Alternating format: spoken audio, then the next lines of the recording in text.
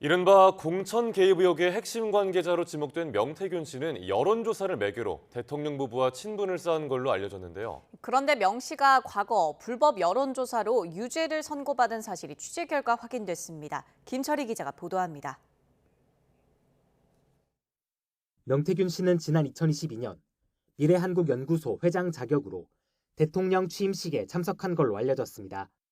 명 씨와 김영선 전 국민의힘 의원의 금전거래 의혹을 수사하는 검찰이 지난달 이곳을 압수수색하기도 했습니다. 그런데 해당 연구소가 과거 불법 여론조사로 여러 차례 유죄를 선고받았던 거로 확인됐습니다.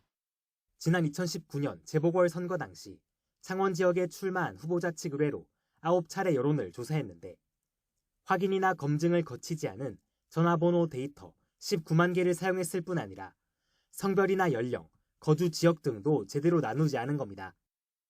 연구소 관계자들은 이후 경남 선관위에서 자료 제출을 요구하자 허위로 꾸민 분석표를 제출하기도 했습니다. 결국 재판에 넘겨진 연구소는 대법원에서 벌금 300만 원을 확정받았습니다.